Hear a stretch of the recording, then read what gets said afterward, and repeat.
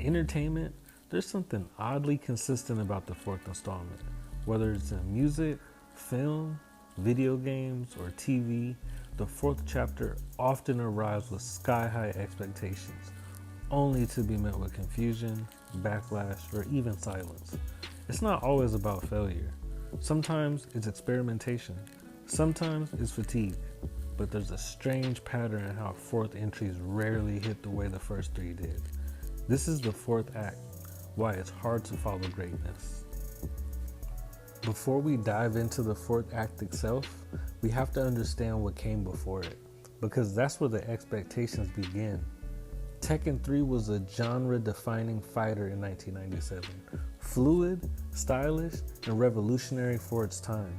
So when Tekken 4 dropped and tried to introduce a slower gameplay, more realism, and new stages that were more atmospheric, it couldn't meet fan expectations. It wasn't just about the gameplay though, it was about trying to live up to a legend.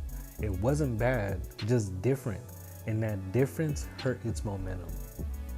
Grand Theft Auto San Andreas gave players unprecedented freedom, customization, and personality. So when GTA 4 followed with a more serious, gritty tone, fans didn't know how to feel. It was technically brilliant, but emotionally colder. Similarly, Lil Wayne's The Carter 3 was a cultural phenomenon. So when The Carter 4 followed up, critics felt it lacked some of the same hunger and impact, even though the numbers said otherwise.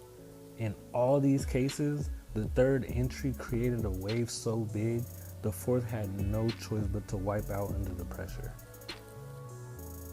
There's also a reality of diminishing returns. The first installment introduces something, the second builds on it, the third often perfects it, but what's left for the fourth? Tony Hawk's Pro Skater 4 tried to shift the gameplay by removing time limits and adding more freedom, but by then, the formula had already been rinsed. It felt like an echo of its earlier greatness rather than a leap forward. Mortal Kombat 4 was the first game in the franchise to jump to 3D graphics, a bold move that ended up aging poorly. The physics fell off, the characters lost some personality, and the charm of 2D Bloodbath was replaced by awkward polygons. Sometimes the fourth isn't worse, it's just tired. In music, fourth albums have a strange legacy. They're often where artists wrestle with their sound, their identity, or their fame. Nas's Nostradamus released just months after I Am and was met with heavy criticism. Fans expected a lyrical masterpiece. Instead, they got a rushed production, strange concepts, and one of the most inconsistent albums in his catalog. Jay-Z's Volume 3 followed Reasonable Doubt, In My Lifetime, and Volume 2. 3 albums that cemented his presence.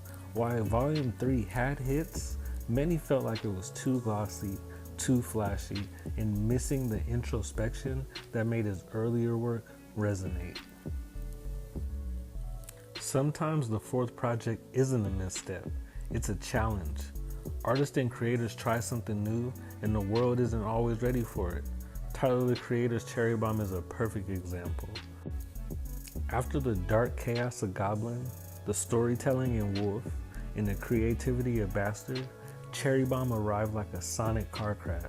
Overblown drums, distortion, and scattered ideas. Critics and fans didn't know what to make of it, but in hindsight, Cherry Bomb was a stepping stone to his later brilliance. You can hear its DNA in Flower Boy and Igor. What once felt unpolished now feels visionary. The fourth act often marks the pivot, the moment where creators stop catering and start innovating, even if it costs them their fans. Kanye West faced this exact same situation with his fourth album, 808s and Heartbreak. After 3 genre-defining albums, The College Dropout, Late Registration, and Graduation, Kanye took a massive left turn, trading raps for auto-tune singing and soul samples for cold, minimalistic beats. At first, the reaction was mixed. Many longtime fans were confused, some outright hated it, and critics weren't sure what to make of this emotional, experimental Kanye. Today, 808s is considered hugely influential, going triple platinum and selling over 2 million copies. But at the time, it felt like a jarring, uncomfortable break from the version that Kanye fans thought they knew. Sometimes the fourth project isn't bad, it's just too different, too fast. There are times when the fourth installment simply shouldn't exist. Not because it's bad, but because it disrupts the legacy. Toy Story 3 had one of the most emotionally satisfying endings in animation history. It closed the book perfectly. So when Toy Story 4 came years later, many fans felt it was unnecessary. It was beautiful, sure, but emotionally, it felt detached. Not every fourth installment flops, but many stumble because they're following icons, not just entries. Expectations rise with every success, and by the time part 4 arrives, people expect perfection, not experimentation. What we've seen is that sometimes greatness isn't always recognized right away. It took time for GTA 4 to be appreciated for its depth.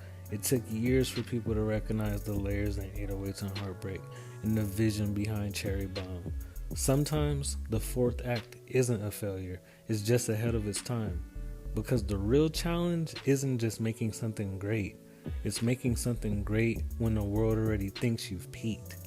That's the quiet burden of success and the curse of following greatness.